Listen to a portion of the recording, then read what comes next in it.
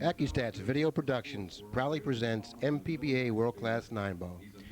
We're in Huntsville, Alabama at the Von Braun Civic Center, the site of the 1990 Rocket City Invitational.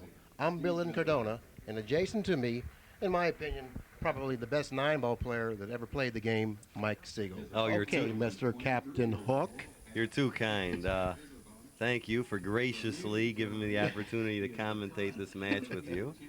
And I'll tell you what, I think we are in for a tremendous match tonight. And I really neglected to tell our viewers who the players that are slated against one another. Steve Mizerak is playing Oliver Ortman, and this may be a revenge match. Can you explain that to the viewers? Yeah, we were in Chicago. I played in the World Straight Pool Tournament, and it turns out that Steve Mizerak and Oliver Ortman played in the finals. One of probably the oldest top players, playing obviously the youngest top player, and Oliver Ortman, to many people's surprise, defeated Steve Mizerak in a very, very close match. I believe the score was about 100, or it was 200 points. It was about 200 to 186, if I remember correctly. And I believe that Steve Mizerak has one thought in mind, and that is getting some revenge, beating Oliver Ortman. You know, that could possibly be true, Mike, but let me ask you your opinion on this. If you had to pick a man to win this match, would it be Steve Mizerak or would it be the man from Germany, Oliver Ortman? I would have to go with Oliver Ortman. I feel he's younger, number one. He's really into it, and he's beaten Steve. I think a lot of the European players were afraid of many of the American players. American players still dominate today, but I believe that he's over that fear. I think he'll play his game. He breaks very hard. He hardly misses. He shoots straight as an arrow. And I think Steve's going to have his hands full. Okay, well, I guess you're saying that the shoe is now on the other foot. Oliver Ortman now is not the one that's intimidated. He's the intimidator.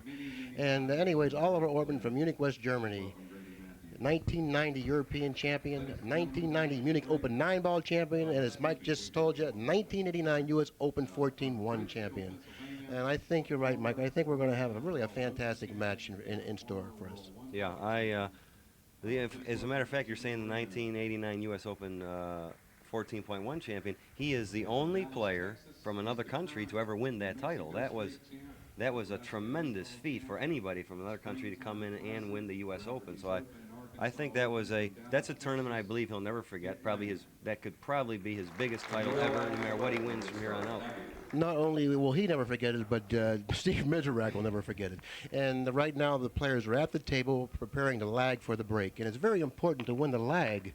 We're playing on Simona's cloth, and the break is it's a very crucial shot in the game, playing on Simona's. Yeah, the break is devastating. The tables are Peter Vitale tables. The tables play great, and the cloth, the Simona's cloth, makes the tables play much easier than they normally do. And in my opinion, just like in golf, you could identify with some courses they may shoot 20 under the winning score, and in some other courses the winning score may be 2 or 3 under. That's exactly right. So I can identify, I think the break or the lag in the opening game is a tremendous advantage. A player may win 3, 4, 5 games in a row. Well, Steve Mizerak won the lag. I guess he feels pretty good about that. At least he's won the lag. You know, now he says to himself, I would imagine, I won the lag. Maybe he's intimidated a little bit now. Maybe I'll just break the ball, make a ball on the break, and run the first rack out, take a 1-0 lead. And this is something that he really needs to do. Like you mentioned before, you know, Oliver defeated him in the straight pool in Chicago. Whether or not that's on his mind, I don't know. That remains to be seen. I believe it really is, of course. I think, of course, I'll tell you what, 9 out of 10 matches are won or lost in the opening games. It sets the momentum. If I just use that through my identification, if I start good in a match, I finish good in a match. If I start bad in a match, these thoughts are going through your mind. And in a race to 11 on easy equipment, you may not have enough time to re-evaluate your game. Well, I would venture to say that 65% of the matches are won by the player who does win the first game. Really? That's a very interesting. Well, Steve made a ball in the break. He made a ball in the break like he wanted to do, and now if he only can get a shot and run the first rack, he'll take a 1-0 lead, like I predicted may happen. But it doesn't appear from our angle that he has a shot. No, he doesn't have a shot. He's froze on the rail. He can hit the 1, so I would probably think he's going to play some kind of a safety. He wouldn't even choose to push out. Now, you could do that. You have the option, as we all know, to push or shoot. But when you can hit the 1, you're better off trying to play a safety over pushing out and giving your opponent an opportunity to snooker you. And he played a very good safe. Okay, well, that remains to be seen. If he can just twirl that ball around that 3, kicking back at that 1, send that 1 down table, and possibly hold that cue ball somewhere behind that 5-7, I think Mr. Ortman may have the advantage when he leaves the table. True. You analyze this very well, Billy. You know, you've played before, haven't you? Well, you know, I've played before, Mike. You know, I'm an old timer, and I remember you when you were just a youngster in the Detroit days. Wait, are you trying to say I'm an old man now, or what? No, I said I remember you when you were a youngster. You know, you're a fine middle-aged player right now. Yeah. You know, it's funny. We were driving in the cab over here from the airport, and the cab driver asked me, "Has he ever been in Huntsville?" And I thought about it. I says, "You know what? I was here 20 years ago." I thought about that. I says, "You know, the years kind of creep up on you." Okay, he wasn't able to get behind the 1 far enough to stick behind the 5-7, but nevertheless, he sent the 1 ball down table, and Steve now steps to the table with quite a difficult shot, Mike. Yeah. Of course, there's a good lesson right there on the opening shot. Most of the time, there's 2 or 3 things to consider when you're ducking. One of them is keeping the cue ball and the 1 ball far apart. When you have long green, things may happen. Yes, distance is certainly an ally in your favor, that's for sure. Steve steps to the table. He's playing safe. He's hitting, and he's playing for the 9. But the shot was a semi-safe type shot. Yeah, and once again, as Mike referred to, Steve left Oliver distance, this time behind the 8. You know, Oliver can perhaps spin behind the 1 and send the 1 back up table. Yeah, he's got a, it looks like he can probably either kick on the left side of the 8 ball as we're looking at the table, or he can kick to the right side of the 4 ball. I would believe the best way to do it is go to the left side of the 8 ball, hit the end rail, hit the 1, hope the 1 goes around the 4, cue ball sticks where the 1 is, and the 1 comes down table. But then again, if he does that, Steve may be able to play a billiard on the 9 because you see the 9's hanging in the pocket. Well, it looks like he's faced with a dilemma here, Mike. There's not much he can do. He's in a very tough situation. If he puts the 1 down table and Mizerak can hit it, more than likely he'll have a shot to billiard the 9 ball in. Well, this is where he needs a little bit of luck to help him out. I mean, he does have to shoot. Is that right? I don't know. Sometimes if you... let's see what he's going to do here. He looks like he's going to kick at the ball. The speed is very important on this shot, no? Okay, he's not really happy with it. Well, I like what he's just done, Mike. He wasn't happy with the shot. He got down on it. He wasn't happy with it. Ordinarily, you might see a player get down on a shot and not be happy with it and say, oh, shoot it anyways. Yeah. Here's an experienced player. Even though he's a young man, he's an experienced young man. Got up off the ball, walked around the table. You know, he lined it up again. Now he knows what he has to do, and he's just going to go ahead and try to do it now.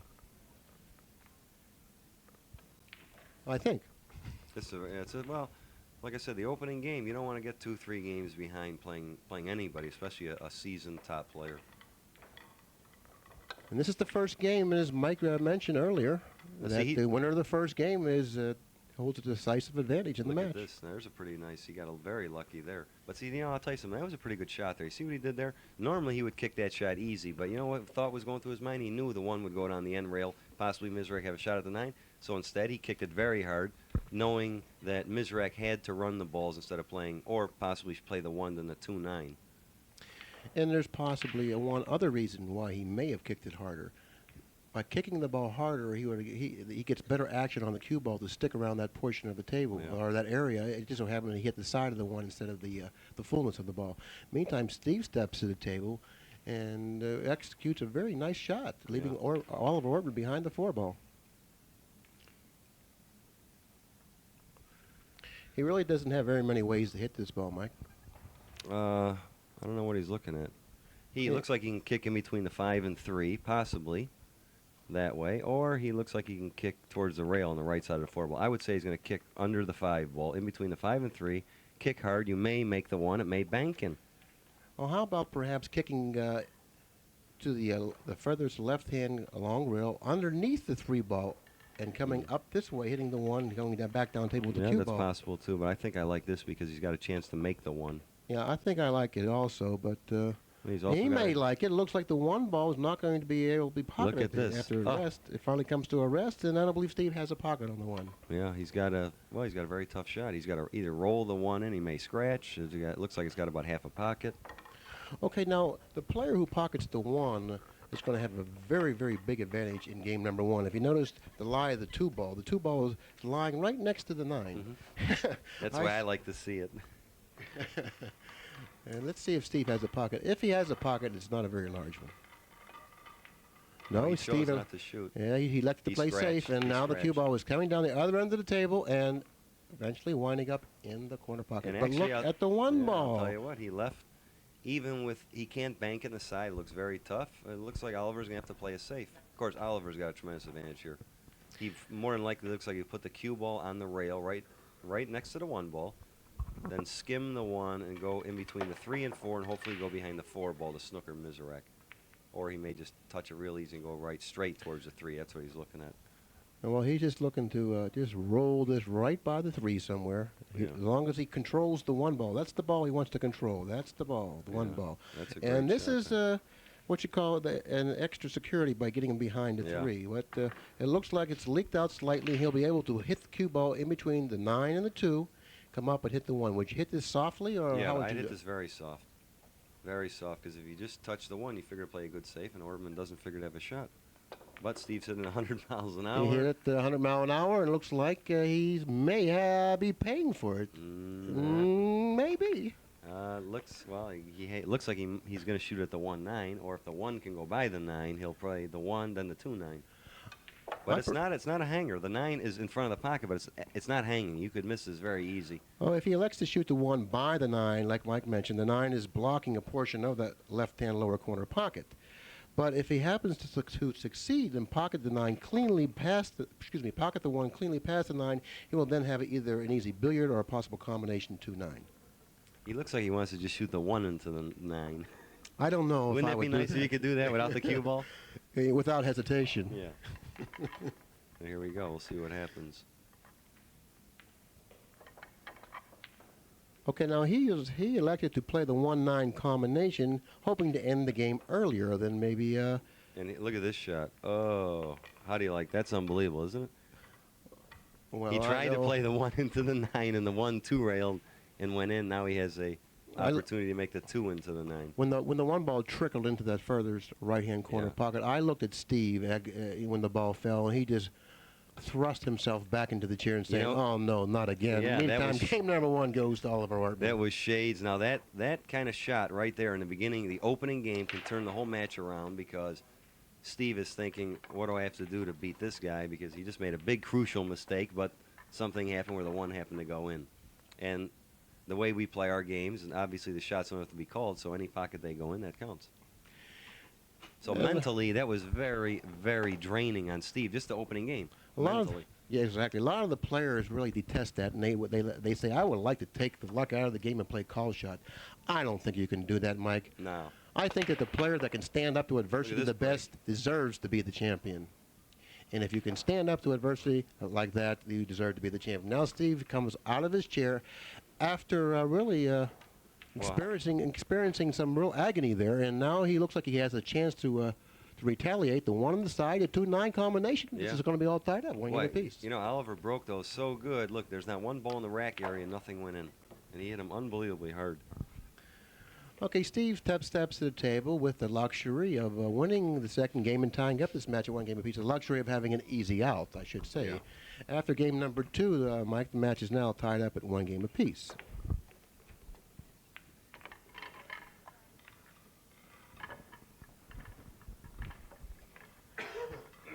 I didn't notice Oliver's break. I remember when he played in the tournament in Phoenix, Arizona, the McDermott Masters, and also the Golden 8-Ball tournament. I believe it was the Invitational that Danny DiLiberto had out in Phoenix, Arizona. What was the name of the tournament? McDermott Masters, yeah. Yeah, but following that, there was the Golden 8-Ball Invitational. Yeah. And I remember him playing in that tournament. I didn't recognize. Steve made the 9 in the break. Well, and Steve made the 9 and the cue ball. You're right. That's unbelievable. Well, you know, I'll tell you something. Now, I'm watching another match also. There's 2 or 3 matches going on at the same time. Actually, there's 10 matches going on at once. But the table's nearest to Mizerak's table. I saw the girls break and the 9 went in twice. So then again, this goes back to the Simonis cloth, the luck factor of how the balls break. And I believe on this kind of cloth, as you see, the 9, very rarely to see the 9 go up in the upper corner pocket where they break from. Twice in a row, it like flew up into the corner. So you may see a lot of balls, those kind of reactions on a faster cloth. Exactly. It got a back kick from a ball coming off that bottom cushion into the 9 and kicking it up toward one of those furthest right or left-hand corner pockets. Okay, now this is the first legitimate opportunity Oliver's had to run 9 balls. Now, we've both seen him run two balls. You know, Yeah. 1, 2, and 9 with Steve, and the 1 luckily, and the 2-9 combination for Oliver. Now this is the first opportunity Oliver has to display a little bit of his skills running the entire table. Well, he just made a hell of a shot right there. Excuse my language. Okay, maybe I will, but Pat's a different story. Okay, He Pat, I'm sorry. he shot the 1 into the 7, and playing for both balls to go in had obvious position on the 2 ball. That's something that many players overlook. They play the 1 into the 7, let's say, and then they hope the 1 stays there, where he made both balls and then played for the 2 ball, where if both balls don't go in, he still has a shot at the 1. So that was a very, very intelligent shot right there. And a very, very good assessment of why you should do that and exactly why he did do that. Well, thank you very much. So Oliver looks like he's in pretty good shape. He'll play the 5. Looks like he'll go in between the rail and the 8 ball, go up table, hitting the cue ball a little low.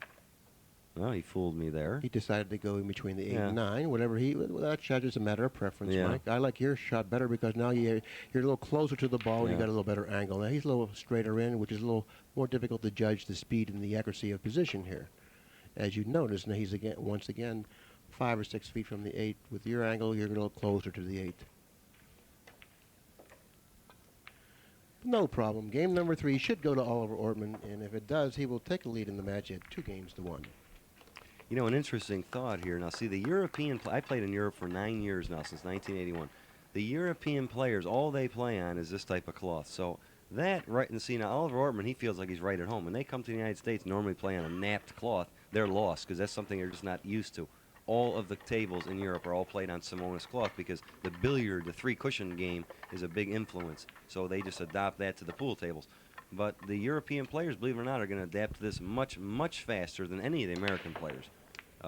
We're all used to playing on a nap cloth, and you know the stroke and the finesse of the cue ball is totally different, as you know, from playing on a nap cloth to something like this. Well, thanks for a little bit of that insight, Mike. I didn't know that the Europeans played on Simonis cloth, and that certainly is an advantage for Oliver. Coming to the United States and playing on a Look at that break. on a cloth that he really is accustomed to playing on is quite an advantage. Look how hard he broke the balls. There's nothing even under the side pocket in the rack area. That's incredible, huh? You see how hard he hit those Every balls? to stop the cue ball, like Mike referred to, every ball went past the side pocket. It's a rarity when you see that Yeah, happen. normally, if somebody came over to watch the match right off the bat, they'd swear the balls were racked at that other end of the table, right? Right. But the Simonis cloth has something to do with that. Yeah. Oh, obviously, that's what I was saying. The ball. Well, it seems like the balls never stop.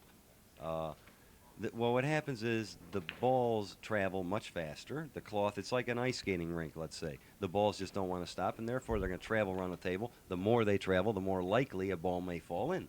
If you're playing on a slow cloth, when you hit, maybe 3 balls just go to a rail. Obviously, your chances of making a ball on the break are slim. But on this Simonis cloth, the break is a tremendous factor if you hit the ball solid. But, of course, all the players realize that. Well, we've had the opportunity now to watch Oliver break the balls twice, Steve twice. Steve making the 9 of the break one time, but scratching. Excuse me, I don't know. Steve broke the balls. Yeah, twice. Steve won the opening leg. And Oliver broke the balls and hung up 9 on his first break, and this is his second break. So Yeah. you can just see how powerful the break is and how crucial of a shot it actually is on this Oh, he had a cloth. shot at the 1. I didn't even think he could make the 1 there. It was very close. See, now he had a shot at the 1. He was straight in. He had nothing to do with 3 and 4. Looked like they're tied up. Well, if he could make the 3, he'll just draw into the 4 here, I should think. And well, he couldn't make the 3. He stuck him behind the 4, and now the 3 went by. The 5 ball hit the point on the side pocket, and I believe he's left Steve a bank on the 3 ball cross side. Or a safe. He's actually got a bank and can possibly make the 9 ball. If he hits the rail, right? If he just misses the 7 with the cue ball, he can make the 9. The 9 is what we call a big ball. It's just enough off the cushion where it can be hit many different ways to go in. But his priority, Mike, I would Would be the believe, is to 3, make yeah. the 3 ball. And he played Mike's shot also. And what do you think happened, Mike? He made both. Steve made the 9. Okay, game number Somebody made 4 them both. goes to Mizerak, who ties the match at 2 games apiece. Steve, Right away, excuse me, Mike, I'm sorry, go ahead. Oh, God, no, I'm just saying Steve kind of jumped up 2 games he won. He made the 1, the 2, 9, then he made the 3, the 9. I mean, that's pretty nice when your opponent runs all the balls, and you just kind of step up and boom, you make 1 or 2 balls and you win the game. That's very that's nice. You know, see, many times people don't understand 9 ball. Great players like Mizerak or Ortman or any of the top players, sometimes you may not feel up to par, your game's a little off or something, but if the balls lay in a certain way like a 9 ball, if you happen to get up and the shots are easy, or say a situation like what Mizerak had twice in a row, no matter how good or bad you're playing, you can easily win games and therefore keep the momentum going and keep the match close. That's exactly right, Mike. That's one of the reasons why you really can't allow yourself to get disheartened in the chair, no matter what happens at the table when your opponent's at the table. For instance, in game number 1, Oliver Ortman played the 1-9 combination, missing the entire 9. They did one ball when 2 rails trickled into the right-hand corner pocket, and the cue ball was a perfect position for him to win game number 1. Now, if Steve would allow that to dishearten him, or then he wouldn't have really had the strength possibly or the ability to think his way through it. And in the meantime, he's at the table, and the match is all tied up at 2 games apiece. Again, he broke the balls, made a good break, but he has no shot at the 1 ball, so he's going to push out. He's going to roll out. Looks like he's left himself with a problem. I'd be surprised. Yeah. Well, if Oliver can hit the left-hand side of the 1 ball, he can send the 1 ball back down the table and resting the cue ball behind the 7 somewhere toward the left-hand farther. And he also has a 3, 4, and 8 to block, so I believe he'll shoot this. He'll probably try and bank the 1 just past the side and just follow the cue ball to the end rail and hopefully behind the 7. It would be gravy if it sticks on the 7 ball. Oh, he shot. Oh, look at that. Well, he had room to pocket the 1 in the right-hand corner pocket. He didn't pocket the 1. What he did was he billiarded the 7 in, and Steve once again throws his cue to the side and just leans back in his chair, looking up into the sky. Well, there's not too much you can do about that. I mean, Oliver has made a couple mistakes, but as you see, the score is 2-2. In reality, it could very easily be 3-1 or 4-0 Mizerak's favor. I think Oliver's made more mistakes in this match than Steve so far, but then again, the scoreboard shows 2-2. Well, that's the nature of the game, Mike, and if anyone knows it, certainly Steve Mizerak is one of those people. You know, Irving Crane, one of the greatest players of all time, 9-time world champion, once told me when I was about 17 years old, just playing in tournaments, playing some of my best pool, I said, sometimes I go to tournaments and I play very good and lose, and sometimes I go to tournaments I play very bad and may win the tournament. Maybe just play 1 or 2 good matches in the key moments. I said, what's the reasoning for that?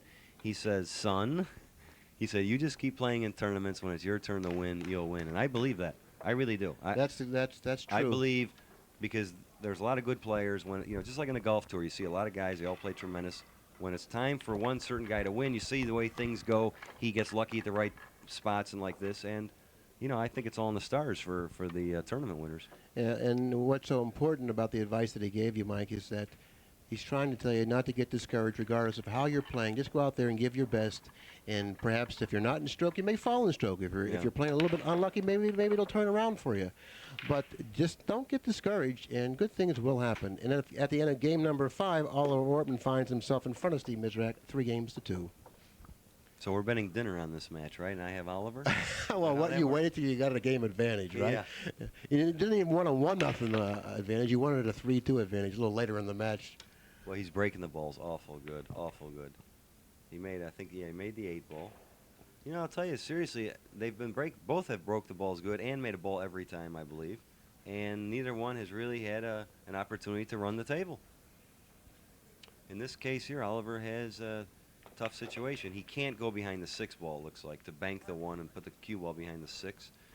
The 1 is very tough, even though he may shoot at it, but it's not a shot I would like to prefer to shoot at. It's very risky.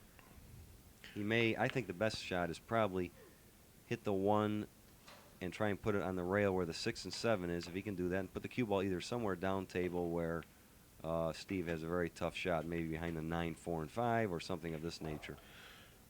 Well, I can see him putting the 1 in between the 6, 7 on the right-hand far rail and spinning the cue ball down table, but I don't know if the speed of that shot is lying right. Yeah, you're right, but it's a very tough situation. It's something that a player has to feel. There's many different ways he can play safe here.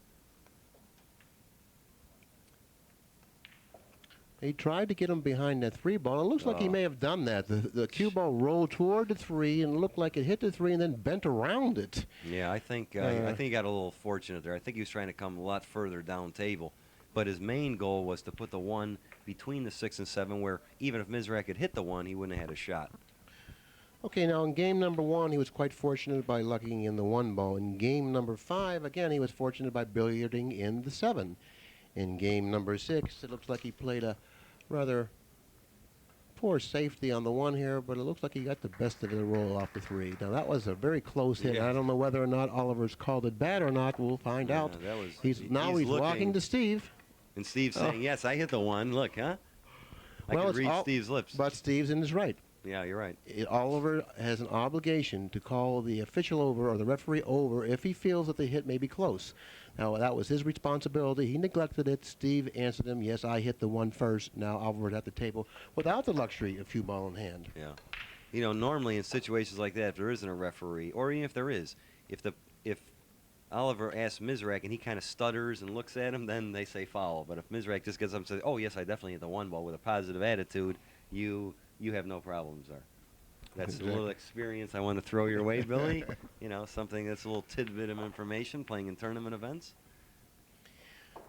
Oliver's a very composed gentleman at the table. He stays composed. And he's not going to allow that judgment call to bother him because he wasn't really clear on whether it was a good or a bad hit himself, I would believe. Yeah. So even if he felt it was a bad hit, he probably wouldn't let it bother him anyways. He's pretty cool at the table. He's a young man from Munich, Germany. He's 23 years old. He's really a young man, but he's won quite a few world championships. U.S. Open 14-1 against the man at the table with him right now, Steve Mizerak, in 1989. 1990 Munich Open 9-ball champion, 1990 European Championship. Well, Steve made a great shot there. You know, Steve looks like he's playing good. He looks comfortable. I've seen him play many, many times. He normally starts off his first 2 or 3 rounds. You know, he gets out of the gate better than anybody I've ever seen, where most people are frustrated with trying to get used to the tables, this and that. Steve usually performs some of his best matches. And he played a great safe there. Yes, he executes that type of a shot extremely well. He's got well, he has very good cue ball control. He's at the stage of it in his career now where when he has a shot like that, he doesn't even look to. He would much rather look to play a safety than to come with some kind of a tough shot. Where Oliver Ortman is going to shoot at a very difficult shot over playing a safe, much like in this case. That's the difference in age. I'm getting to that stage now, too, Billy, you know. Not yet. Yeah. I still prefer to shoot, whether I make him or not. I look at this shot, and that's unbelievable. And he made it. Oh, no, my he God. didn't. It looked like it was going right in, didn't it? It looked like it had a very good possibility of falling. And Steve and the chair probably were saying to himself, well, here goes another one. Yeah. You know, but to his surprise, he's up at the table with cue ball in hand. And there's 2 balls near the foot spot, Mike, that are tied up there, the 8 and the 9. 7's leaning against that right far rail, frozen. Looks like it's frozen on the rail, which makes position on the 8 all the more difficult. How do you solve this problem? Well, I'll tell you what. Actually, in a situation like this right now, he may try and break the 8 and 9 up with this particular shot. No, I like that. I like that a lot. The 5 is hanging in the pocket. He may. Now, I don't really know. He may try and go 2 cushions or just draw right into the balls. I like 2 cushions. Yeah, 2 cushions, and he did that. He hit it very good. Oh, he just missed it. Just missed him, but he did try to do exactly what Mike thought he may see. Wait a minute. You know what? That's the 4 ball. That's he was playing on the 4 ball. Well, how do you like that Well, he shot? almost made a bad shot. If he would have hit the 9, we would have both said, good shot. In the meantime, that was the 4 ball in front of the 9. Now this makes this run out a little easier, but the 7 ball is still a problem ball on the table. Yeah. Getting from the 6 to the 7 is certainly the problem in this particular rack. For this, he'll probably play the 5. I would play the 5 and go 2 cushions, draw it right where the chalk is, kind of there, hit 2 cushions, and drift towards the 6 ball. You have a natural angle on the 6. Maintaining that angle on the 6. Maintaining that angle. That's the only. I think the only way is just hit the end rail and the side rail. That's the right shot. Well, once again, Steve's elected to shoot Mike's shot. That's going the right 2 shot. cushions, maintaining the angle on the 6. And it looks like he went a little deep just on that. about perfect line. Now all he has to do now is draw back on the 6. Now if he has a slide angle where he cuts the 6 to the left, he can draw right back. If he doesn't, then he might have to follow it. I think he's or force it. Forward. He's trying to force it, and the Samoa's cloth aiding him in the shot. And he's in a reasonable line. If he pockets the 7, he'll be right there for the 9. This is actually the 9 ball here, Mike. And it looks like game number 6 will go to Steve Mizerak, who will then tie this matchup at 3 games apiece. Okay, it's a close match. This is what we expected. I don't know about this dinner bet anymore. Yeah, it was 3-2. You were like, I was chirping then when it was 3-2. It's 3-3. You're sweating again. But of course, this is a match to 11, and there's going to be a lot more excitement in store for us, I believe. Maybe before the match is over, I might be able to get a settlement out of you. Yeah. Well, you know my standard bet. If I lose, we go to McDonald's. If I win, we at the top of the plaza. Well, let's see. Steve has made a ball in the break, I think, every time. Sooner or later, somebody's going to make a ball in the break and get a shot, and I believe that person is going to have a tremendous advantage. He broke. He made one. He made two. And he has a shot. He's got a shot, but again, the 3 and I believe it's the 6 ball are tied up. 3 and 6 are not exactly laying that good, but looks like he can play the 1, cut it in, and come down. Looks like this 3 goes in the right-hand lower pocket. So if he plays the 1, comes by the side pocket or a little further by, I believe he gets on the 3, can have a good opportunity to get out. Okay, in between the side and the 5, and also down by the 3. He's perfect. Like so. I mean, well, I don't think you can hit it any better than that, Mike. He's perfect. He's going to play the 3, draw back, probably play the 5 in the side. Trying to avoid the 6, which he's done. 5 in the side, like Mike suggested, following up. He wants to get straight in on the 6 so he can just shoot it in and stop the ball. Maintaining a nice, natural angle on the 7 to go right up the table for the 8. Swing 2 rails off the 8, down the table here for the 9. He wants to play the 8 in the right-hand farthest corner pocket, and he wants to play the angle where he'll shoot the 8 in the corner pocket and swing 2 rails down the table, shooting the 9 in the lower left-hand corner pocket. Okay, now he's gotten himself a little straighter than he wanted, but that's not bad. Now he'll just draw. I myself would have swung the cue ball 2 rails down the table. No risk of scratching, providing that you come in short, and naturally I would make it my business to come in short. Now he's elected to do something differently, and it looks like he may have a slight problem here, Mike. Fortunately, he's left-handed. He'll be able to reach this shot, but he's still left with a fairly testy shot on the 9. Yeah, well, the pockets are big. If he hits a shot decent, he should make it. If he hits it just with a medium speed. Well, you're right, Mike. He has made that ball, and game number 7 does go to Steve Mizerak, who now, for the first time in the match, takes the lead in the match at 4-3. No, we don't have a bet now, do we? Well, we may have a settlement coming up. Well, I'll tell you, I've seen Steve. Steve looks like he's playing good. He looks, the things in the first 2 or 3 games didn't really bother him that much. He's had opportunity. He's taken advantage of it. And that was actually the first legitimate rack that somebody broke, made a ball, and had a run out. That was very capable, and Steve did that very well. Okay, game number 8. Mizerak 4, Ortman 3. Steve breaks the balls very well. Yeah, no, he didn't hit him that good. I think, you know what happens a lot of times? See, sometimes your main part of breaking the balls on Simona's cloth is not necessarily hitting them very, very hard. You want to hit them hard, but controlling the cue ball is probably my main thought when I'm playing. If I'm playing on an easy table that breaks, I want to make sure I hit him solid, but maintain the cue ball in the center of the table. His ball got kicked, but he did have good position. Because if you do make a ball in the break, which you figure to, you have a better chance of running out. And also, Mike, if you're able to control the cue ball on the break, that means that you are going to hit the 1 ball square. Yeah. Because normally when I break the balls... Why would he follow that ball? That really surprised me to see him follow that ball. I figured the only thing he had to do was cinch that ball and come right back out. That is the 2 ball on the farther left-hand corner pocket by the 3 there, isn't it? Yeah. Why would you follow that ball? He went in between all them balls there. That's really surprised me. But nevertheless, looks like he's hooked Steve now behind that cluster of balls by the foot spot. He's made another error, and he's gotten away with it. So at this point in the match, I think Oliver Ortman has been the recipient of the better rolls by far. But in the meantime, it's Steve Mizerak who has the lead in the match at 4-3. And it's Mike Sigel who's sweating about the dinner bet that we have. Yeah, you're right. Hey, Steve's played I think I would have kicked that a little harder. He's left himself in a situation where Oliver can easily hit the 1 and possibly snooker him behind some balls or some kind of a safety. I don't think Steve's going to enjoy his end after this particular shot. Getting back to the break, on easier cloth, now naturally it'd be nice you can hit them really hard and stick, but when I break the balls and turn them in play, even in the finals, I normally try and break them about 80 to 90% of my potential to make sure that I usually hit them fairly hard, but stick the cue ball I find is the most important thing. And on softer playing conditions like these are, I believe that's more so. So you'll see a lot of the players not really hitting the balls as hard as they can, but trying to control the cue ball more.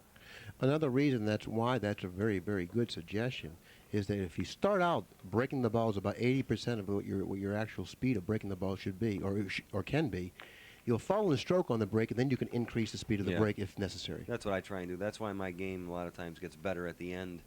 Right. You know, you don't want to give yourself away. A lot of guys try and break them 300 miles an hour, and they lose the cue ball. They may scratch, and 2 or 3 balls are going in at one time. By the time they figure out what to do, the score is already 4-0 the other player's favor. So you taught me that, Bill. I know that many years ago. Yeah, thank you, Mike. You're really generous. Meantime, Oliver's at the table. He trails on the match 3-4.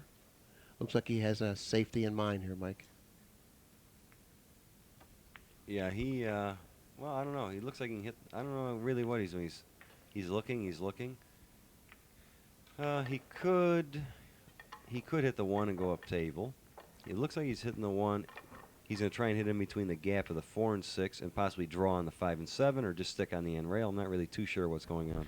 I don't think he's too sure either. No, it doesn't look like he has much room to do anything. And he's being extra careful here. Extra careful here. And you can't blame him. If the 1 does not go in between the 4 and the 8, I believe that's the 4-8 by the foot spot, then he certainly does have a problem. Yeah, this is... Unless maybe he can just hit the 1 into the 4 and follow up on the 8. I don't know. I mean, I don't know what... We're quite a distance from the playing table. And it's quite difficult to see the correct angle from this distance.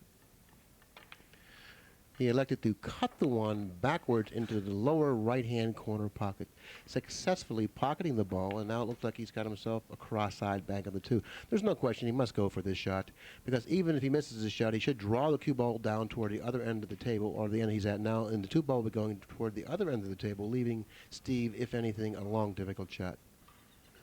And if he makes it, it looks like he has excellent opportunity to tie up the match.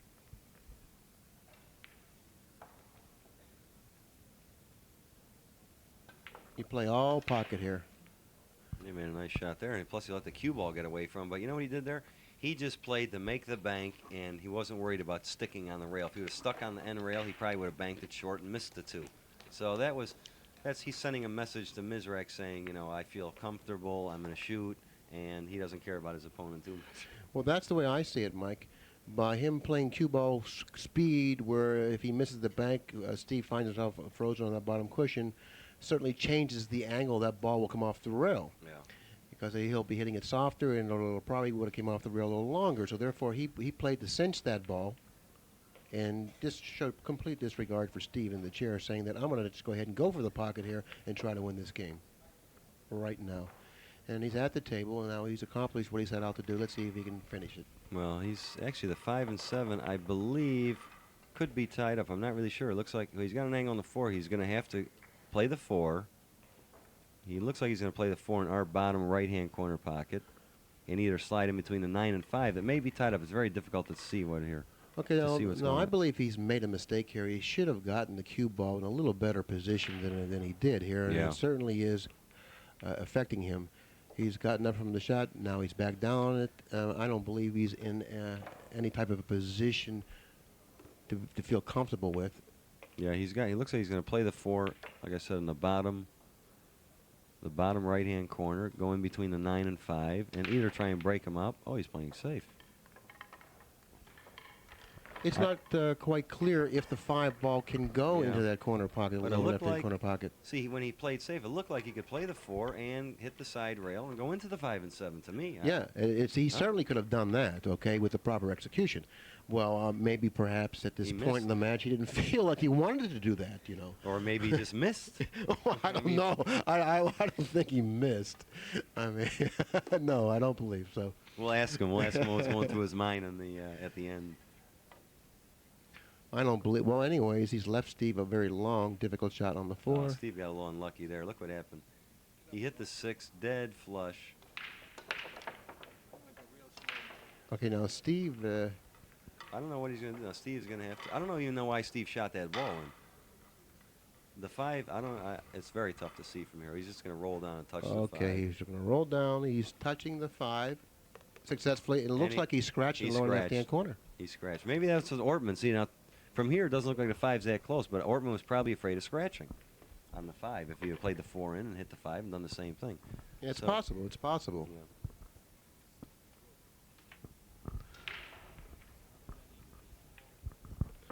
Okay, Oliver Ortman setting the cue ball in between the 5 and the 7, naturally on the lower cushion, as we all can see.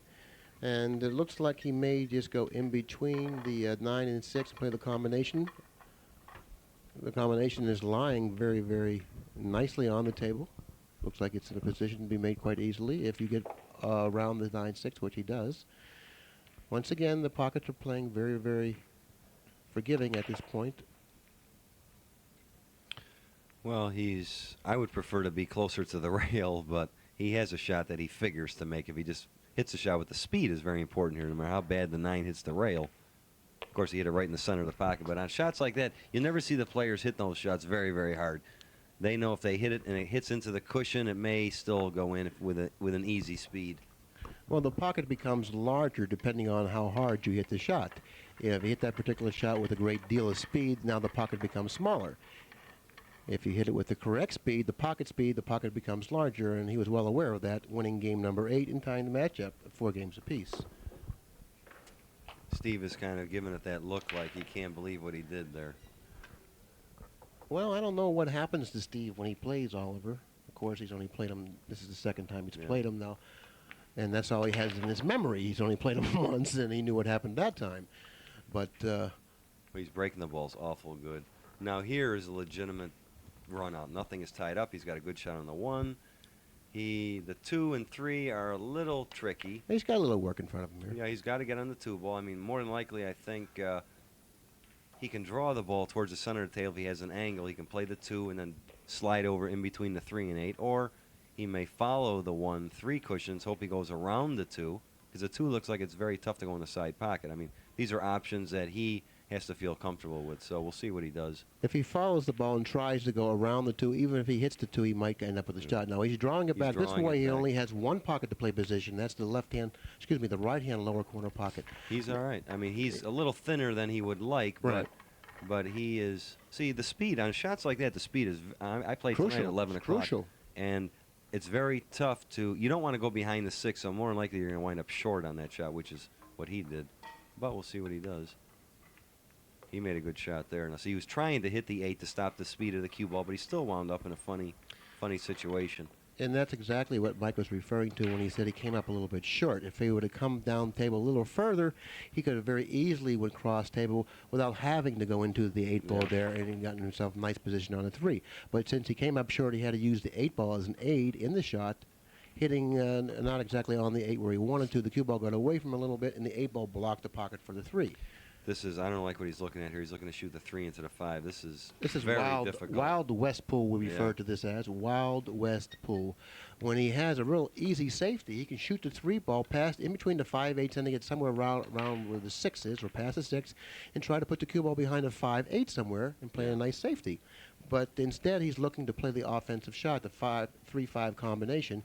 And I don't even know if the 3-5 combination is an even money shot. He made it look like it was. Yeah. He made it look like he was like a 50-1 favorite. Yeah, that was a pretty difficult shot there, and he shot that in like it was very easy.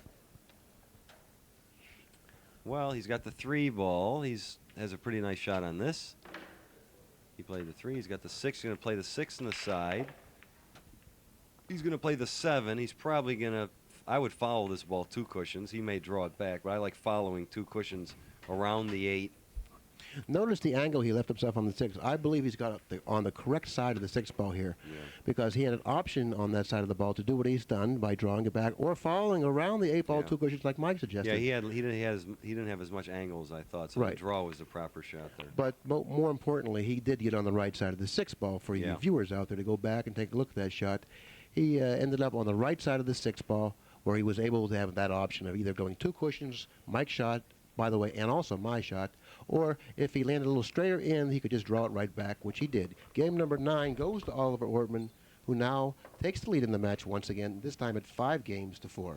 That was a big shot he made on that. See, he's done that twice now. He banked the 2, and then also he made the 3 into the 5. I mean, that's Steve knows he's got his hands full. But then again, I mean, Oliver may break. They both look like they're playing good. Oliver is more aggressive. Steve is more of a defensive, type player. He's looking to play a easier safety to hopefully lock the guy up. Oliver's looking to shoot at the moon, I mean, as we say.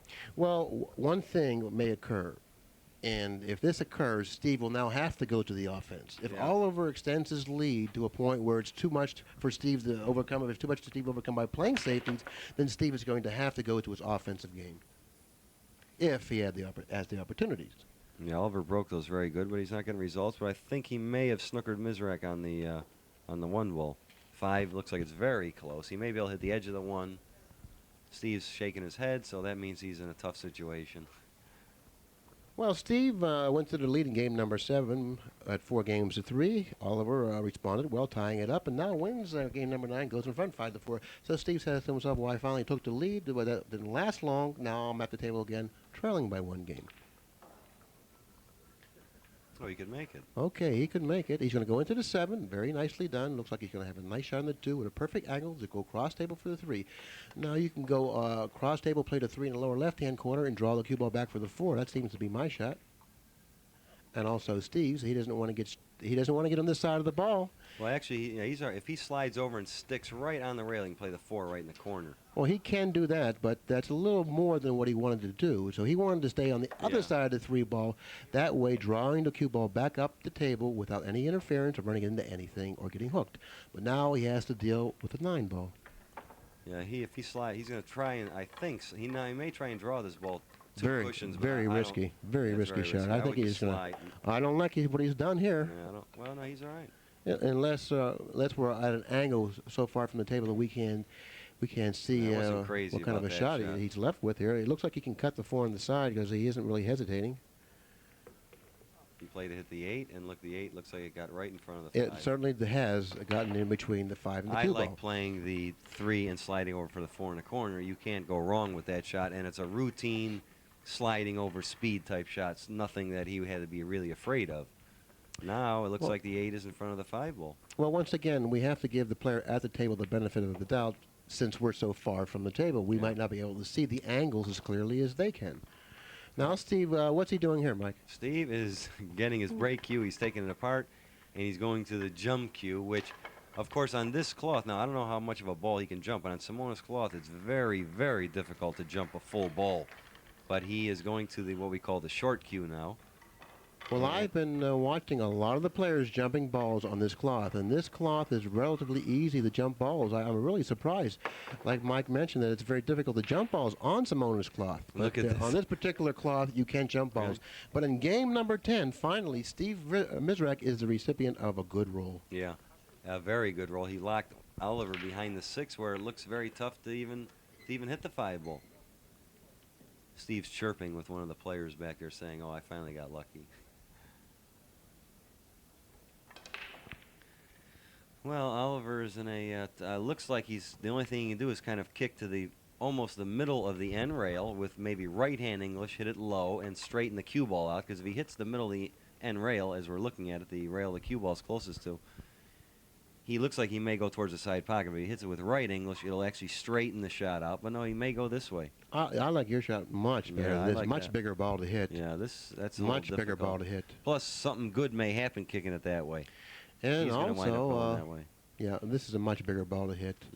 Yeah. If Oliver knows this shot, which I'm sure that he does, okay, once he gets down over the ball, I'm sure he's going to shoot it, because this looks like the only shot available. Yeah. He's going to hit this with low right English. And explain to the viewers what happens when you use this type of English. Well, if you see the angle he's shooting, it looks like he's going to go towards the side. But he uses right English, it'll straighten it out and go closer to the 5. And he made it. Much bigger ball, like and we said. Position. He made the ball. He gets a response from the crowd. And position. And Steve is having a heart attack. Game number 10, once again, Oliver steps to the table with a very, very difficult kick shot. Not only does he hit the ball successfully, he pockets the ball, swings the cue ball 2 rails around the table. Another thing, now if he'd have kicked the other way, the chances of making the 5 are very slim. But he does have a chance to make the 5 kicking it the right way, which he did, and he did make the 5. So you know, many people, they watch these players kick balls in and this and that. If you kick the shot the right way, turn them in and turn them out, many times you get good results, and that's what Oliver did. You have to give him credit. He kicked the ball extremely well, and he's entitled to get lucky. He's at the table in game number 10 with a 5-4 advantage, looking to extend it. Our dinner bet may be getting closer than we think. Maybe back on. It is. I guess it is back on, isn't it? Yeah, seeing as I maybe had 2 games here, I may take a chance. Okay, that's the end of game number 10. It goes to Oliver Ortman, and now he extends his lead in the match at now 6 games to 4. Well, game 10 was quite an adventurous game for both players. You know, Mizerak kicked at the 1 ball, and he jumped on the 1 ball, hooking Oliver. And Oliver, let me see what happened in that game. What happened in that game? Didn't Steve kicked at the? He jumped at the 5. Was it the 5 ball? It was the 5 ball. I'm sorry. Yeah, and then Oliver kicked the 5 in, and made it look easy. That's like you did that to me many times. Right? Yeah, right. And he made the 9 on the break. Well, looks like Steve has his work cut out for him now, and it looks like once again, as I aforementioned, that if Steve has the opportunities now to get back into the match, I don't think he's going to be playing too many more safeties. Yeah, I mean, now is the times. I've always thought, and my theory is the best defense is a good offense, and that's just the way I play any sport that way. And you know, in 9 ball is a shooting game, because many times, I mean, here's an example. Look at what Mizerak did. Let's say he intentionally played a safety, froze the guy in a 6 ball. Wouldn't you like to be in that position, sitting in the chair, knowing your opponent must kick at the 5? But Oliver Ortman made it. That was a 2-game swing. Now made it in a break. That's a 3 or 4 game swing just in that particular shot. If Mizerak had run out, that situation would have never come up. So therefore, I would advise to always try and run out if it's possible, unless you can really lock the guy up where he has no chance to hit the ball. Well, that's extremely noteworthy. If given the Oliver chance, made and the once 9 again, the 9 goes in the break. That's 2 games in a row. Oliver has pocketed the 9 on the break, and he widens the gap at 8 games to 4 after game number 12. And all from that, now it could have been realistically 5-5, and now it's 8-4. Now you think tell him it could have been 5-5. And now it's Mizerak breaking, and look what Steve did. All from that shot. If we would have said, if he would have drifted over and played the 4 in the corner, see? So you learned something there. Or if he would have fell on the proper side of the 3, he could have just drawn straight back. But he had an easy shot to play the 3 and drift over to the 4. I can't believe he did what he did. And that shot is more than likely going to cost him the match. Well, it's really kind of unfair for us to look back on one particular shot that cost him the match. Okay, well, I mean, we all are prone to error, and it's kind of unfair for us to look at one shot and say, well, if he would have done this, he could have won this match. You know, I mean, we're all human. We all make mistakes. Obviously, but I think that was a very poor judgment call on Steve's part to do what he did there. I believe that. Huh? What do you think? And I think Oliver made an excellent judgment on making the 9 in the break twice in a row. Okay, Oliver's confronted my with dinner bet's quite a looking difficult much shot. better, isn't it? Huh? My dinner bet. Oh, is it on again? Yeah, of course. Well, Oliver's got a tester. If he makes the 1, he looks in good shape. And he hit it perfect. Very cleanly. I guess 23 years old. When you make the 9 in the break twice in a row, them shots become a little easier to make. You know, the 7-8 foot shots seem like they're like 4 or 5 feet away now. Yeah. Why is that, Mike? Well, that 3 or 4 game lead, and plus you add the 23 years old to it. I mean, you know. I know. I understand. I've been through it many times in my life. Many times. And then he has again a very good run out here. Well, of course he's a little, he'll play the 4 and draw back above the 5 ball. Probably play the 5 in the side or the corner. Doesn't really make that much difference. Okay, now he's played the shot in the proper fashion by going to the other side rail and back out, assuring himself to pocketing the 4 ball. Now he'll just drift down the table slightly by the side. Now he's hitting a little harder than I expected him to. I didn't like that. He's all right. I thought all he had to do was drift a slight bit and just roll the 6 in and keep a nice angle on the 8, come right back up table toward the center of the table for the 9. He elected to go 2 rails. He seems to hit an extra rail once in a while. In other words, another rail more than I would hit. Yeah. Well, now the score is going to be. This is that was a big game right there. Huh? What do you think? Big of that game. Steve hasn't had another inning at the table. At the end of game number 13, Oliver again widens the gap a little further from Steve, now at 9 games to 4. And this match was at 5 to 4. Ortman was at the table behind the 6. Hooked solidly behind the 6 with only a 1-game advantage at 5 to 4. And Steve was feeling pretty good about his position at that time. Steve hasn't had another opportunity at the table. He's racking the balls. He may not have another opportunity. I mean, Oliver, I've heard stories of this tournament so far that players are running 3, 4, and 5 racks, and we are getting to see this right now. That's right. Now, let's talk a little bit about Nemesis. If Steve Mizerak has a Nemesis, it's right now Oliver is included to that list. Yes. You may be one of his nemesis. I have. It says, I have a little bio on Steve, and it says players you do not like to play. It's got Earl Strickland number 1 and myself number 2, and I think he may change that in the next questionnaire. I don't know. Yes, or at least he may put another name on that list now. I don't think he's looking to take a name off that list. I mean, you're a nemesis of his, and I have to add this part in here. I'm looking this over, and it says, "What is your favorite kind of food?" And under Steve's identification, it says, "All food." And I think he loves to eat. I mean, I've eaten with Steve many times. He likes fine things. It says another thing here. It says he likes to play golf and he likes the good life, and that definitely shows on Steve. And what Oliver likes to do in his spare time, now we're on that topic, is he likes to swim, he plays table tennis, and he likes to relax. We call it laying in. That's Jim Rempe and I have that phrase.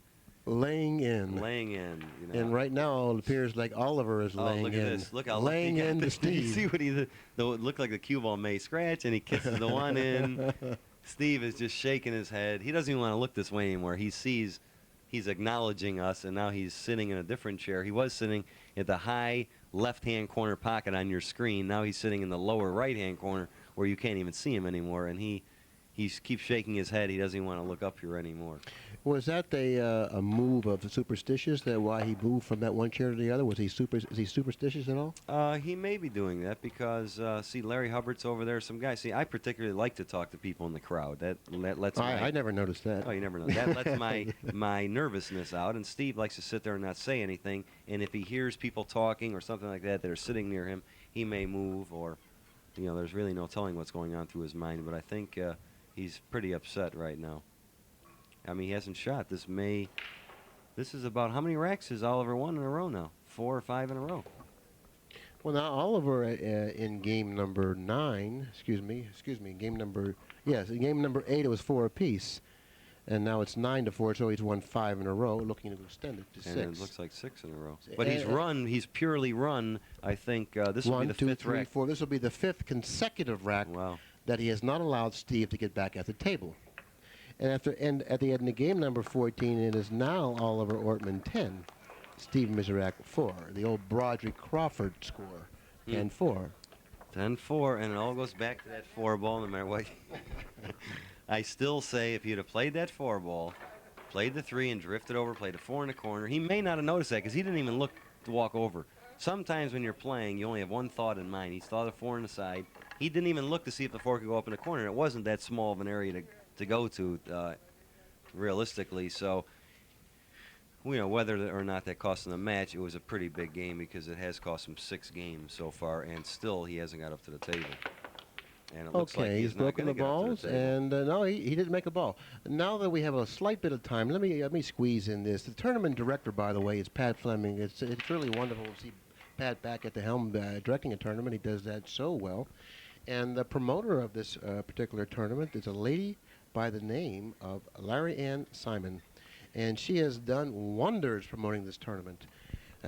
By the way, this tournament is for the Junior Achievement Program. A Junior Achievement Program is a program developed for the purpose of teaching juniors to become businessmen. So it's for the benefit of the Junior Achievement Program, and she has certainly got a tremendous amount of support because of that reason. And now Steve is at the table in game number 15. He's trailing in the match at 4 games to 10. Does he feel he has a chance, Mike? Honestly, does he feel that he has a chance? I don't think so. In fact, he's just made another error because it looks like he. Oh my God! That's the ice. That's the tip of the iceberg. Now, he would have been much better off if the cue ball would have scratched, and that's just torturing him. And I'll tell you something. Next time him and Oliver play again, I got a feeling that Steve is going to be in trouble if that happens again. Okay, one thing that you can say is in favor of Steve right now is that he's not suffering any longer. No, yeah, exactly right. But he's looking for sympathy from the crowd because he's going, I just can't believe this, and he's left Oliver safe. Look at this. Once again, Steve leaves the table being the recipient of the better role. He's laughing, and he's Oliver Ortman, or not Oliver Ortman, Edgar Nickel, and other German players watching, and Steve Mizerak is giving comments to him. I'll tell you, the German players are the closest to the Americans. I've played all the other countries, most of them, Japan, many countries in Europe, and like this in tournament play. The Germans are definitely the closest to the Americans, from what I've seen. Pat Fleming just stepped into the booth here. Pat, is it possible that you can get Oliver after the match is over for an interview? Because it's quite a distance from the playing area, and he probably doesn't even know that we're up here doing this, but we would really like to talk to him because this is the second time he's faced Steve. You're such a smart person. Steve's still ducking. I would have shot that 100 miles an hour and tried to do something with that, I think. Well, to get, it must be so frustrated. I just would have hit that as hard as I could and hope some miracle happens. I don't know. Of course, it's very possible, believe it or not. His score is 10-4. You just saw Oliver win 6 games in a row without Mizerak shooting. It's very possible Mizerak can shoot and win 6 games in a row without Oliver shooting. I mean, that possibility always lies in the back of my mind playing somebody. Perfect example, I played Buddy Hall in Binghamton. He had me 10-6, and I ran 5 games and out. So that was 10-6. This is 10-4, but I'll tell you what, Mizerak wins this game is 10-5, and you never know what's going to happen. I'll tell you, we've seen some tremendous comebacks in this game, and I wouldn't be that surprised if we'd seen another one. But of course, it's quite a task he has in front of him, but it's possible. It's very possible, and I would like to think that when do you as a player feel that you have a legitimate chance? You're behind 10-4. At what score do you feel that you have a legitimate chance? I think a legitimate chance. Look, Steve just lucked the 8 in. There you go. Okay. Now maybe Steve now is going to win. I think a legitimate chance to win 10-7. 10-7? Oh, for sure 10-7. But 10-6, you start to get a little twinkle. Well, if you're 10-6, 10-6, I still say it's possible, but I don't know. But 10-7, I've won many times from 10-7. Yes. To win 5 in a row is. Well, see, the players can win 2 or 3, 4 games in a row. That happens all the time. So if I'm down 10-7, I feel that I still have a very, very good chance to win. Of course, playing you, if I was down by a game, I have no chance because you just outsmart me, outmove me. Well, I wouldn't give you anything to shoot at. Yeah, right. But then I'd kick the ball in and run out on you, and you'd be very angry. I don't know if our viewers know, but Billy has a nickname, right? Do you know that? They don't know that, but I'm gonna kind of let the cat out of the bag here. The comeback kid. Oh, I'm not trying to make a comeback any longer, well, Mike. You tried that, and I failed. You played in some tournaments. I remember the one that Reyes and Earl Strickland beat you in, and you were hard luck to lose both matches. And you came in, 3rd in that tournament, I believe, right? In Reno. Right. And I really thought that you were going to win that. You were very unlucky to lose to Strickland and Reyes. They got very lucky to win. And Mizerak wins that game. That's right. He looks like he edges a little bit closer now to Oliver at 5 games to 10. And my dinner is looking pretty good, though, huh, so far. What do you think? My dinner. We do have a dinner break. Of course. A dinner bet. Oh, of right? course. Okay, I just wanted to make sure we had one, that's all. Well, when Oliver won those 6 in a row, I wasn't sure, but on the 6th game, I said, I'll take a chance.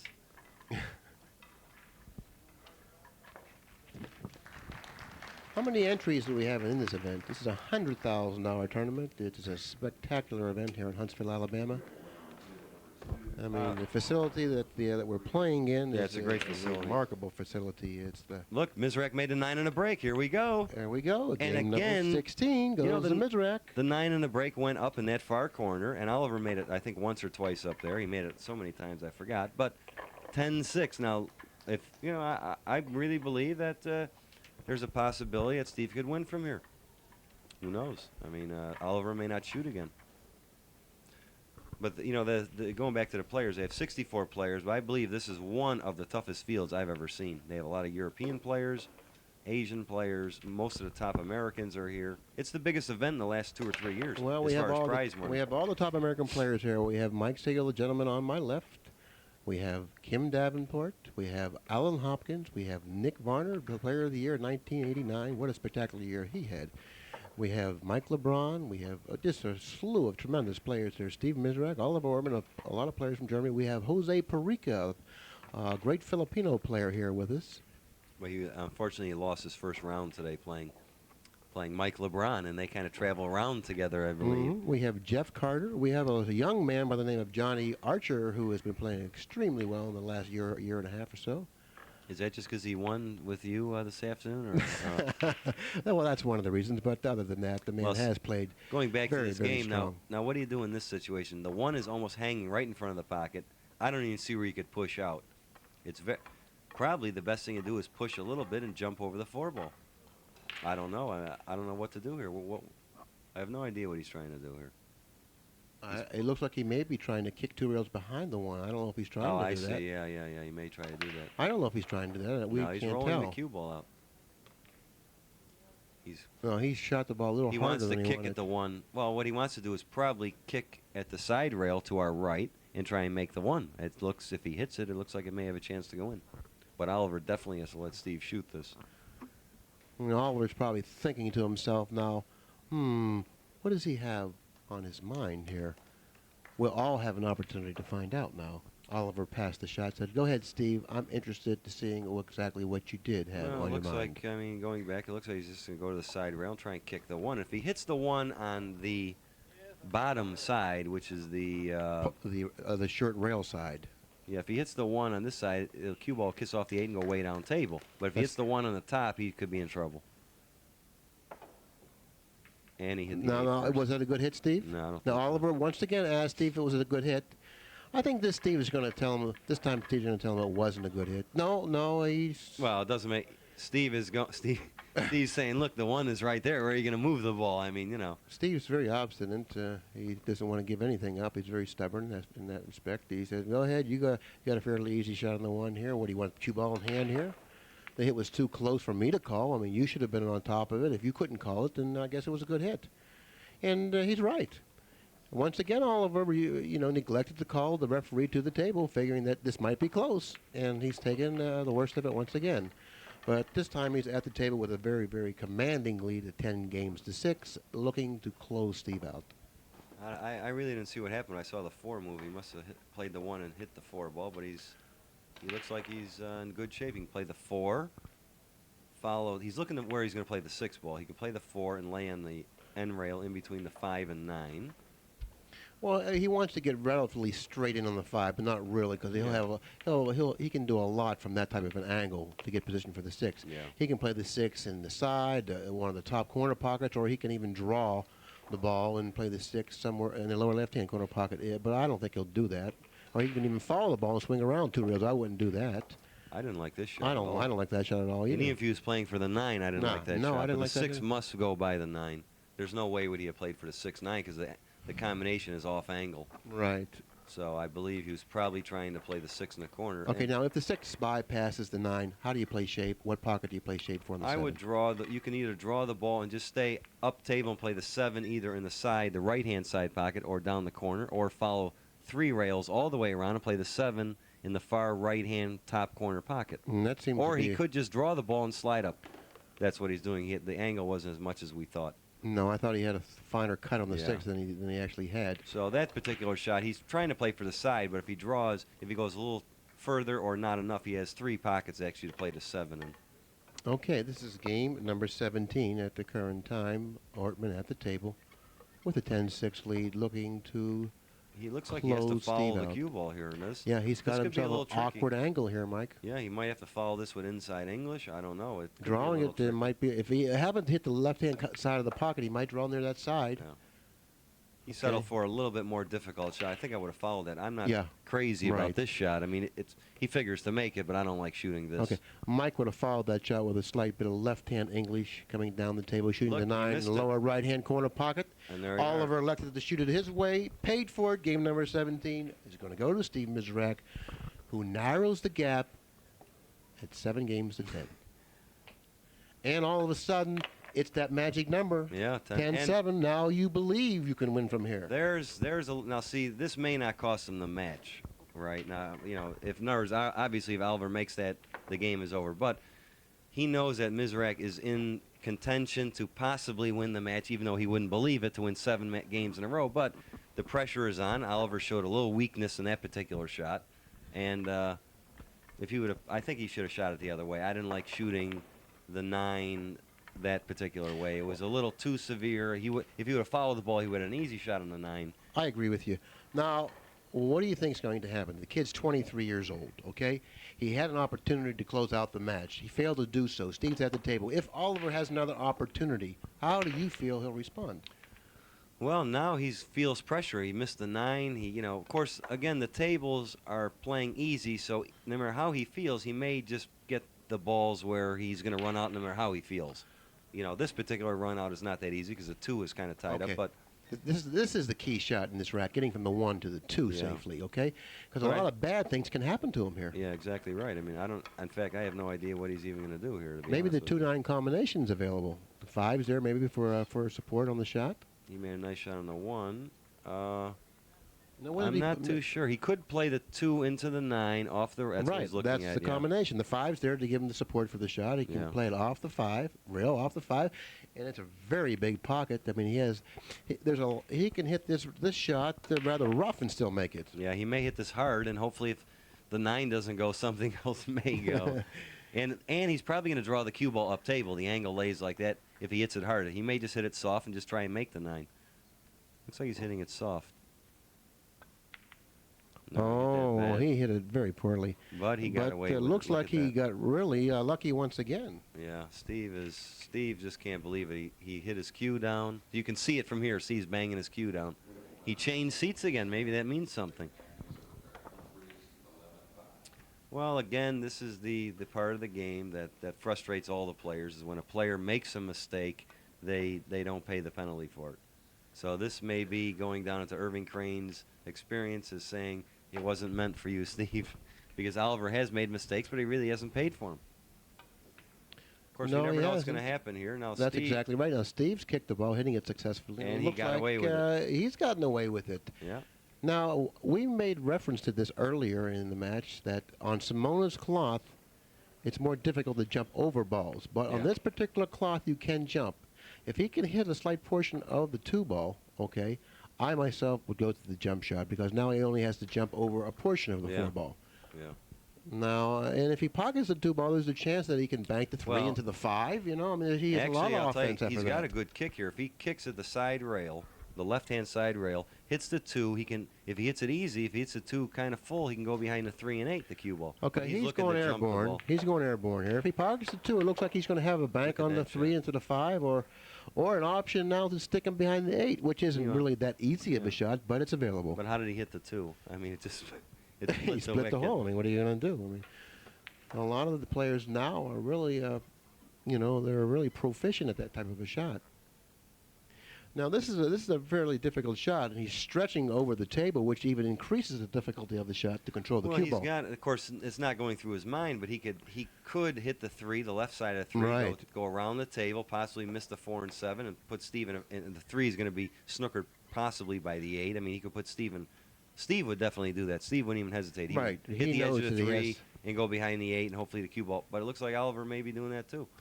Well, that's the shot. That you know that you're going to leave your opponent in a reasonably bad position. Oh, he's going. No, I didn't like that. He made the 5. He was trying to stick on the 8, but I didn't like that shot at all. Because things are turning around. Yeah, I didn't like that shot because the 3 looks like it could make the 5, and it was very tough to stick behind the 8, even though he accomplished it.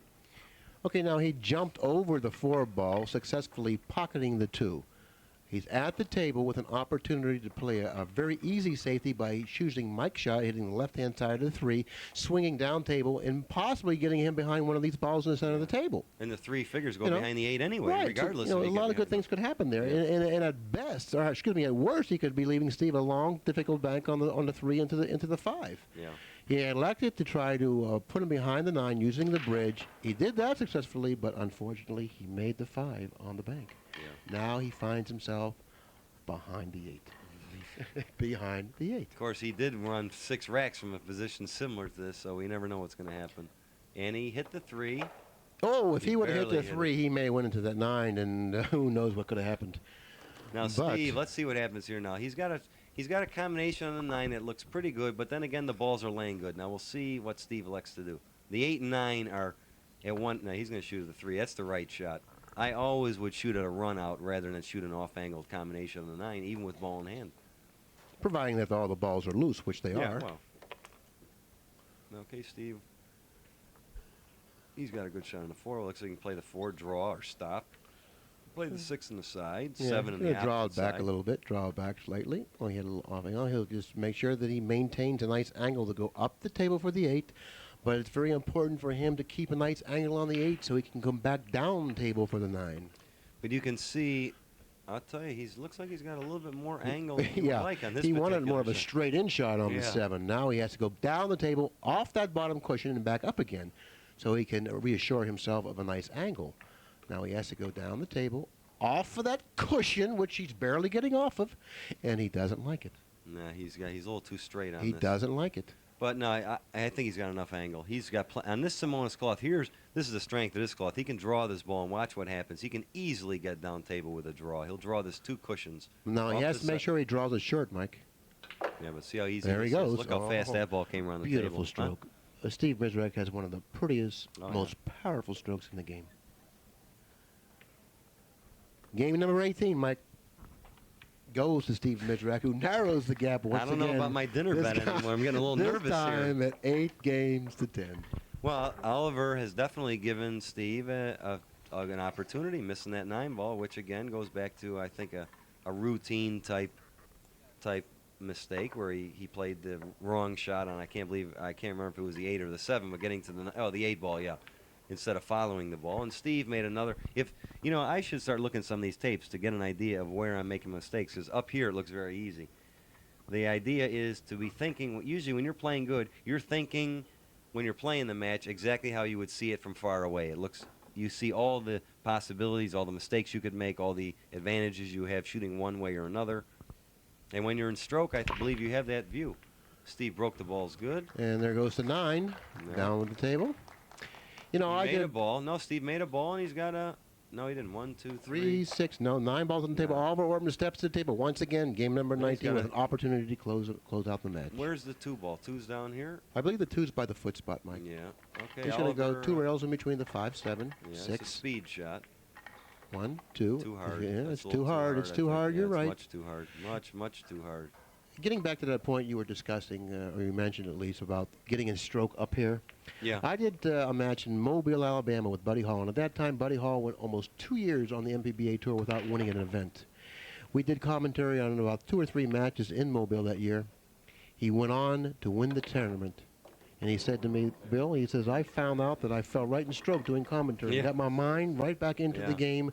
And I felt like I was doing all the things that I once did before, and I Yeah. did. And then he went on, I hate to mention this, then he went on, I believe it was the next tournament or the tournament after that, in the Memphis Open, and defeated the gentleman on my left in the finals. What a tremendous tournament that was. And I'll tell you, I remember I had him 5-2, and it looks like it was going to be a runaway. I was playing flawlessly, and I made one of those mistakes. And the next thing I know, he beat me 13-7 like I wasn't playing. So there again, and I made one of those shots. I had a bank on the 8. I'll never forget. I should have played safe, put on the end rail. I said I'll go for it, and I hit it long, which is a very crucial mistake. Usually, if you bank it short, it winds up on the end rail. The player has no shot. But I banked it long, and that shot actually cost me the match. But I do remember that. Well, that's history. In the meantime, Well, this is Oliver what we is- call what's happening presently. And Oliver's at the table in game number 19, looking to close out the match. He's tried to do this several other times No, earlier. he's got a funny shot here. I'll tell you the truth. Game number 17, he I don't know which missed an pocket. opportunity. In game number 18, he missed an opportunity. And so, therefore, now he's at the table in game number 19 with another opportunity. Now he's mispocketing the 5 ball. And he got away with it again. Look. Okay, now, but I don't believe he's hooked Steve here. At least I don't believe he has. He's in my way here. I believe Steve can hit the 5 ball, but he really can't do much with it. So, Yeah. but at least he can hit it. Yeah, And he's back at the table now. And Steve can look at this two ways, Mike. And what are the two ways he can look at it? Well, the best way to look at it is the game should have been over, and he's got a shot, no matter what it is, to win the game. So he's got to feel pretty fortunate. Steve elected to go, came off awfully short, and the speed is going to bring it right down the table. Look at this ball. Look at this ball. Look at this ball. Look at this ball. Oh, my goodness. Well, the table was drifting in really quite a bit to the right-hand side, and it looked like for a moment that ball was going to fall in that lower right-hand corner pocket. Well, if Oliver's got the 5 hanging in one pocket, the 6 hanging. You play shape. You don't play shape for the combination. I do don't you? know. It depends how the. If he can hit the full into the 6 ball and draw the ball over to that long rail. I don't know. It depends on how he feels. Well, the way he's addressing the ball, it looks like he's looking to end it right here.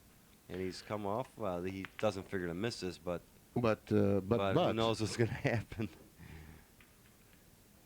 Okay, well, finally, Oliver Ortman in game number 19 does, in fact, defeat Steve Mizerak 11 games to 8. But Steve was very, very obstinate. He didn't go down without a fight. And no, that match could have turned. If Steve wins that game, if he banks that 5 in, it's all of a sudden 10-9, and that is by actually 10-8. 10-8 is a pretty even match on these tables, I believe. Well, Steve won 4 consecutive games. He was trailing in the match at 10 games to 4, winning the next 4 consecutive games to get a little bit closer to him at 10-5, 10-6, 10-7, and then at 10-8. And Oliver had another opportunity to get out in game number 19, missing the 5 ball, leaving Steve a fairly difficult bank, a long bank on the 5. Steve elected to shoot at it. It shortened up, and that was the end of Steve. I believe Oliver will be joining us shortly, Mike, but you called it right from the onset. I mean, you felt that Oliver would defeat Steve. I don't know if you felt that he would win in the fashion that he won, but nevertheless, he did win the match, and he has now met Steve Mizerak in 14-1. Steve's best game. By the way, Oliver plays straight pool fairly well himself. Yeah. And now he's met defeating Steve in the IWS Open. Now he's met Steve here in one of the best tournaments of the year in Huntsville, Alabama, and again is the victor in the match. Yeah, going back to the German players all play good straight pool. This is one of the reasons why they know what's going on, especially in a game like 9-ball. Many countries, they don't play straight pool, and knowing how to break out balls, knowing the patterns, these type of things, it all shows up to have an overall roundness, full pool game. You have to know how to play good straight pool. Well, straight pool definitely helps your game. It helps every part of your 9-ball game and a lot of parts of your one-pocket game. And right now, Oliver Ortman stepped into the booth. First, Oliver, if you mind, you can take a seat here. We want to congratulate you, myself, on behalf of Mike and myself, on this match, defeating once again Steve Mizerak. You defeated him in the U.S. Open Straight Pool Championship in Chicago last year, around November, I believe it was, and you were very excited at that time. And now you've defeated him playing 9-ball. Is there something to it? I mean, do you like playing Steve Mizerak, or? Oh, well, I like playing Steve Mizerak. I don't know if I can say that, but. What I can say is that I was afraid before this match because of the table. The table is like playing on ice. So, but I knew that I have a big chance because of the table, and no one can play position on this table exactly. You can ask Mike, you know that, and this match was very tough. I was in front 10-4, and I thought, yes, maybe now I can win. But he had to come back, and it was a very tough match, and the score was 10-8. So he made an easy mistake, and I made some easy mistakes. So I was lucky, at least, to win this match. Of course, I was gonna say I gave the match because I thought with the cloth. Now the cloth is fast, yeah, but I thought unbelievable. I thought that you have a bigger advantage over Mizerak, because in Europe most of your tournaments are played on a Simonis, a much faster cloth than we play on. Oh, I wouldn't say that. I wouldn't say that. We play on Simonis, we play on Granito, we play on Marty. It's always the same as here in the States. What we don't is playing with this cue ball, with a red circle cue ball. We play with a normal cue ball like Russian, cue ball. It's the same weight as the other balls. Yeah. And here's this red circle cue balls. It's different weight, so it's a little problem to play with it for us. Let's go back to game number, I believe it was game number 10. At the time, the score was 5-4 in favor of Oliver Ortman. Steve Mizerak at the table, okay, game number 10. He jumps over the 5 ball, and fortunately, he puts you behind the 6. He walks back to the chair. He's feeling awfully good right now. He's only trailing by 1 game at 5 games to 4. You're at the table. You can't see the 5. You have to kick at it from the bottom cushion, which I feel you do remember the shot. You kicked at the 5. You pocketed the 5. And then you ran out the next rack. Ran 6 racks You swung or so the cue from ball there. around 2 rails for the 6, ran out that rack, ran out the next rack, and then you pocketed the 9 ball in the break the next 2 consecutive racks. You kept Steve Mizerak in the chair for 5 consecutive racks. The next time he stepped at the table, it was 10-4. Yes, that's right. This was a good one. This was a very good one. When he made his jump shot and played safe, and the cue ball was behind the 6 ball. I don't know, what was it, a 6 ball? Yeah, 6 ball, yeah. I made the 5 ball and play position for the next ball. But when I missed the 9 ball, when the score was 10-4, then I thought, oh, maybe attention, please. You know what I'm saying? I'm glad you brought up that point. In game number 17, the score was 10-7. You had an opportunity to get out. You found yourself in an awkward angle on the 8. You had an option at that time to either follow the 8 ball with a little left-hand English back down the table, or perhaps you shot a shot you were more comfortable with by drawing it back. If you had to do it all over again, would you follow the shot or would you shoot it the same way?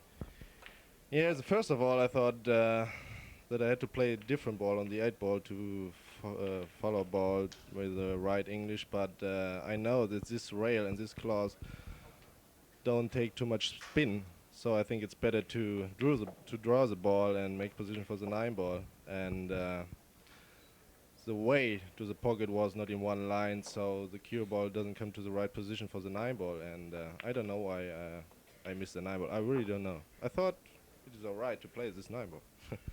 But tell me, did you feel the pressure after missing the 9 ball? Did the pressure kind of get to you a little bit? I'm asking you a tough question to answer, but I'm interested in hearing what you have to say. Yeah, I felt attention, please, but I thought, okay, now the score is 10-5. I think that's no problem normally. And then the score was 10-8, and he made the 5 ball, and the table rolled on, and That almost went in that 5 Yeah, ball. You see yeah. how that ball went? I thought the 5 ball maybe goes in. So then the score is 10-9, and then it's a hard score. Well, nevertheless, you defeated Steve Mizerak in what we consider really a good watching match. I mean, it was extremely excitable for the spectators and for Mike and myself up here in the booth. And you're well alive in this tournament, just like you were in the U.S. Open 14-1. You're well alive, and you proved that you could win that tournament. How do you feel about playing 9 ball with American players, and do you feel you have a chance to win the tournament? It's not easy to say. My favorite rule is straight pool. And I really have to say that this time I don't practice too much, maybe 1 hour a week or something like that, because of my work in Munich, because of the pool room and so on. I hate normally 9 ball because I think sometimes it's too much luck. It's a lucky game sometimes, but I think this is a rule what we have to play because of the future. And if I hate it or not, I have to like 9 ball. I have to learn liking 9 ball. So I have to practice, and if I win the tournament, I don't know. 9 ball, no one can say it. You know. Well, Mike, do you have anything to add to this? I mean, I'm sure you do, knowing your knowing you. Well, I think I mean they both players look like they were playing good. I mean, like you said, the equipment it plays soft, but then again, you have to you were getting lucky in the beginning. We analyzed, and then he was getting some lucky at the end. So, but you took advantage. You played good. You won 5 or 6 games in a row. So, I mean, you deserve to win. I mean, you played good, and you can easily win the tournament if you play matches and with a little bit of luck. I mean, I think everyone can win the tournament. Yeah, I mean, it goes either way. I mean, it goes to if you play good and get a little lucky, then you can win. But but hopefully I win the tournament. But if I don't, then I hope you do. Well, Besides, because of the match, 2 times I made the 9 ball at the break, and I think that's the reason why I won this match. That's it. well, that's the nature of the game. Like I mentioned to Mike earlier in the broadcast, is that the nature of 9 ball is there's a lot of adversity in 9 ball. The 9 goes into the break. You miss a ball and hook your opponent. And the person who can face up to that adversity and persevere, I think is deserves to win. And this time, you won the match. You came back after missing a few opportunities. Came back and won the match. And Steve Mizerak, on the other hand, he's down there, very disheartened what happened. But that's just the nature of the game, And 9-ball, there's a lot of luck in 9-ball. So if you intend on playing 9-ball in tournament play, you have to expect that. And the people that don't expect that to happen to them, they're the ones that are going to come up on the short end of it. Yes, I think maybe in the future you see it. Maybe, for example, it is in Cleveland, the 10-ball tournament. Maybe I think it's a good thing if you change the rule in the future. That we have to play in 10-ball, because it's a big difference between 9-ball and 10-ball, but I don't know. You have to decide it. By the way, do you know who you play in your next match? I don't know. I think the winner between the match between Grady Matthews and the other one, I don't know the name. I was just informed by Pat Fleming, the tournament director, that Grady Matthews was the victor in that match, and it looks like you'll be playing Grady Matthews, the professor. He's one of the best one-pocket players in the world today. Do you have any thoughts on that match? Yes, I have a good feeling when I play him, because I played him at the US Open in Chicago. I played straight pool, and I think I have a good feeling for this match. He has a good feeling. In other words, he's trying to say that he likes it. Okay. Yeah, he likes it. Okay, Oliver. It's been a pleasure. Really appreciate you joining us up here and talking with us. And we, both myself and Mike, would like to wish you all the luck in the world in your upcoming match with Grady Matthews. And Pat, I failed to mention earlier that we're so glad that you're back at the helm directing tournaments. I mean, they called you out of retirement especially for this event. They figured they needed the best in the business. They reached out for you, and you're here. And for the viewers out there, we're certainly glad that you were able to watch this match and to join us. And if you're interested in this tape or any other tape, you can call Pat at 1-800-828-0397. 0397. Well, Mike, it's been a pleasure working with you during this match. I have to go prepare for my match now. And who do you play? I'm playing Jay Swanson. Jay Swanson? Yeah, 11 Well, o'clock that match tonight. is worthy of videoing, and I believe that the professor and I are going to be up here watching you play and talking about you a little bit, so I hope it doesn't bother you. That's all right. And now you'll see the mistakes that I make. I run out from everybody does. So we watch it up here, you run out forever. Okay, for you viewers who are interested in the Mizerak Ortman match, with Ortman winning that match 11 games to 8, a very exciting match, or possibly the Sigel Swanson match, call Pat at 1-800-828-0397.